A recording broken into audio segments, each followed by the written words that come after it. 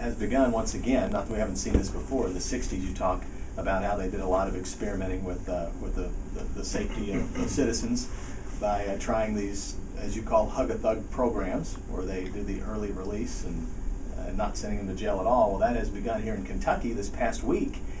They announced that they're releasing, what, 1,000 convicted criminals? Well, it turns out to be actually 936 prison inmates are being released 6 months early. And then they're going to release somewhere between 250 and 300 every month thereafter. So in February we got 250 to 300, in March 250 to 300, all the way through the end of the year. And it turns out it's going to be somewhere in the neighborhood of 4,000 convicted criminals are going to be released from prison early. Now, the theory behind this has nothing to do with the public safety. It has to do with reducing the corrections budget, because they say it costs too much to incarcerate criminals. As far as, well, I know that they haven't done a cost-benefit analysis of keeping them in. I know that nobody has done a study on the cost of crime versus the cost of incarceration. So what you're I don't think they want to do what you're talking about is, yeah, to keep them in costs you, $50 a day, whatever it costs. How much do they cost victims when they're released and they rape, rob, pillage, and steal, right? So that they really haven't taken that into the cost analysis. Well, no. And furthermore, they say that everybody is in on a,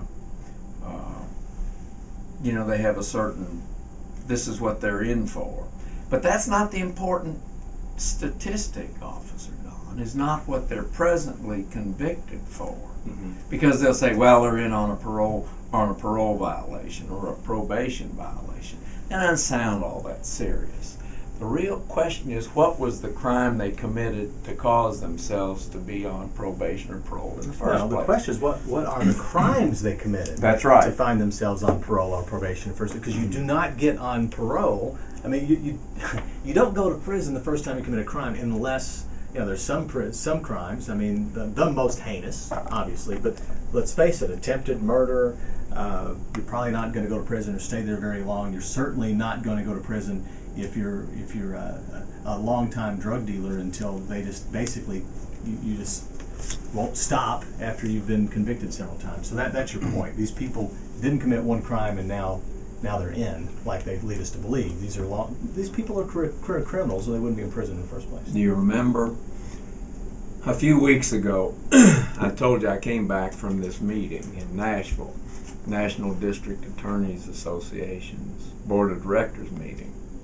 And at that meeting, I listened to the prosecutor from Tucson, Arizona, talk about the study that was done on the prison population in Arizona. They had over 40,000 prison inmates. And because they are hearing the same thing, well, the prisons are full of first-time drug offenders, got caught with a marijuana roach, or they got caught with a pill, that sort of thing. And so the Prosecutors Association in Arizona hired a criminal justice statistician to do a study on the profile of the prison population. Excuse me. And what they discovered is about 95% of the population, prison population in Arizona, of those 40,000, 95% either were incarcerated because they'd committed a violent crime or had a history of having committed violent crimes in their past. You see, they didn't have first-time drug offenders in their prison system. Neither do we. But so I called over to the corrections cabinet and talked to a fellow I know over there and said, have you all done this kind of a study? And he says, no, we haven't. Well, I didn't ask why, because I don't think they want to do that kind of a study, because I'm afraid they're going to find out that the people in prison ought to be there. It's like our little statistical study in our office of dealing with repeat offenders, persistent felony offenders they call them. And remember, I've kept the careful statistics on their criminal records, from the cases we've handled from 1996 through 2010. And guess what? We have prosecuted about 3,600 of these outlaws. And this group has over 52,000 criminal convictions. Not crimes, Officer Don. These are convictions. Now, and so that works out to over 14 each, you see. Those are the kind of people that need to be in prison.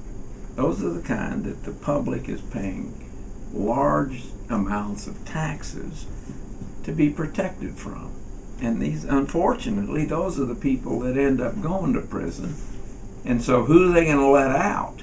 They're going to let those people out. Those are those famous 5%ers that commit 80% of the crime we've talked about. So I'm very concerned about this early release. Tune in to the following stations every Sunday to hear full episodes of In Touch with Ray the DA and Don Evans.